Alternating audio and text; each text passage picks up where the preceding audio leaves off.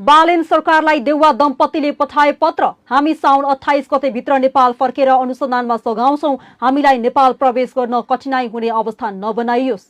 दर्शकबिन, गृहमन्त्री सुदन गुरुङलाई के खोज्छस् काना आँखो जस्तै भएको छ। जसलाई खोजिरहेका थिए उनैले आफै हामी नेपाल आएर अनुसन्धानमा सघाउँछौं भनेका छन्। हो, पूर्व प्रधानमन्त्री तथा नेपाली कांग्रेसका पूर्व सभापति शेरबहादुर देउवाले साउन 28 गते भित्र नेपाल फर्किने जानकारी बालेन सरकारलाई गराएका छन्। उपचारको बहानामा देश छाडेर भागे भन्दै इन्टरपोल मार्फत झिकाउने प्रयास भइरहेको समयमा देउवा दम्पतिले आफै आउने बताउँदै बालेन सरकारलाई पत्र पठाएका हुन्।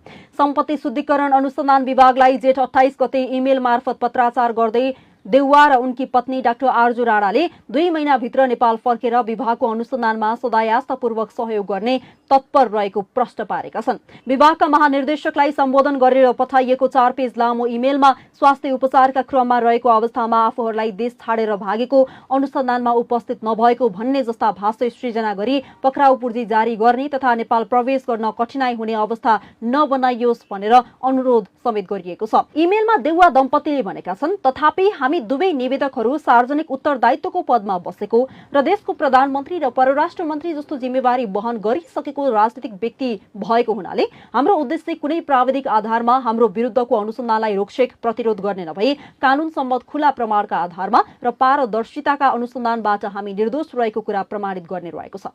देउवा दम्पतिले आफूहरू हाल कुन देशमा रहेको भनेर इमेलमा खुलाएका छैनन्। उनीहरू 2082 साल फागुन 13 गते सिंगापुर गएका थिए। त्यसपछि हङकङमा समेत देखिएका उनीहरू त्यस यता कुन ठाउँमा छन् भन्ने आधिकारिक जानकारी दिएको छैन। देउवा दम्पतिले सम्पत्ति शुद्धिकरण अनुसन्धान विभागलाई लेखेको इमेलमा आफूहरूमाथि धरपकड नगर्न सर्वोच्च अदालतबाट जेठ 11 गते अन्तरिम आदेश भइसकेको स्मरण गराइसकेका छन्।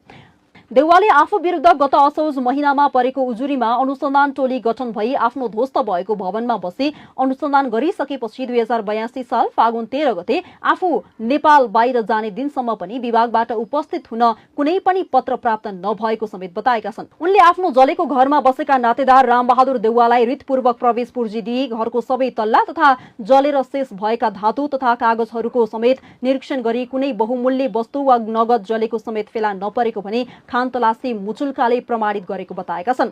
देउवा दम्पतिले आफूहरू विरुद्धको अख्तियार लगायत कुनै पनि संवैधानिक निकायले छानबिन गरेको अवस्था नरहेको भन्दै विभागबाट गरिएको छानबिनबाट समेत कुनै बहुमूल्य वस्तु समेत फेला नपरेको जिकिर गरेका छन्। तर भदौ 24 गते देउवाकै घरबाट नगद 5 सरी उडेका थिए।